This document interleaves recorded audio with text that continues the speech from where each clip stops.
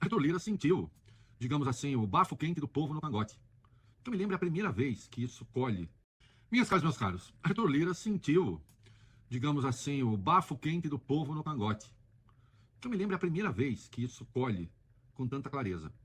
Ele é um político bastante conhecido em Alagoas, mobiliza muito opiniões nos nichos que se interessam mais por política, mas no geral, ele vai passando incólume, né? Tem, sim, uma contribuição importante em votações fundamentais para o Brasil, como arcabouço fiscal, reforma tributária, mas também na pauta dos horrores, que ele vai tocando ali com os seus regimes de urgência, que ele acerta com o colégio de líderes, né? E coisas pavorosas vão acontecendo sem debate.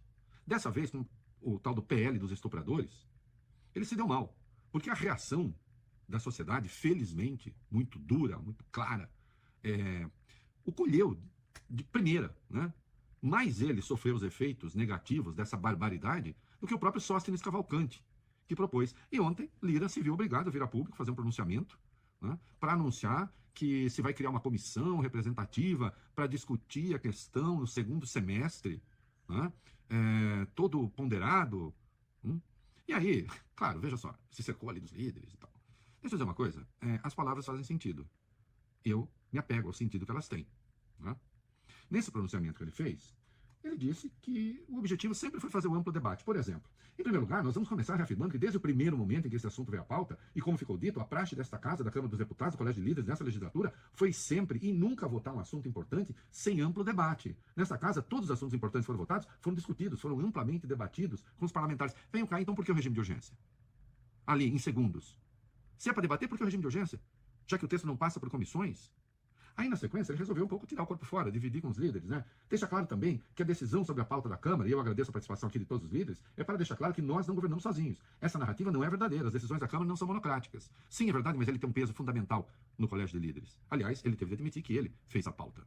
Né? E a gente sabe que ele está negociando isso com o bolsonarismo, porque já está de olho na sucessão, né? Estão de olho na sucessão, e ele quer fazer o candidato dele. Né? Aliás, o Elmar Nascimento estava ali do ladinho dele, né? E quer ser o seu sucessor. Então tentou um pouco tirar o corpo fora, dividir com os líderes. E aí, mais adiante, falar uma coisa que eu até ficarei muito feliz se assim for. Vejam lá, e o Brasil e as pessoas razoáveis.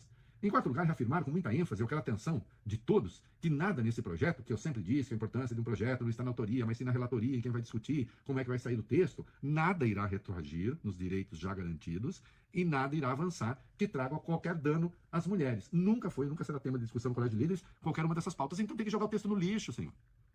O senhor leu o texto? Leram o texto? Impor a uma mulher estuprada pena de até 20 anos se fizer aborto, ou então a uma menina medidas socioeducativas, médico, até 20 anos de cadeia. Impor ou a cadeia ou o filho, alguém foi estuprada. Isso não é retroagir? Se não tem como retroagir, então tem que jogar fora o texto.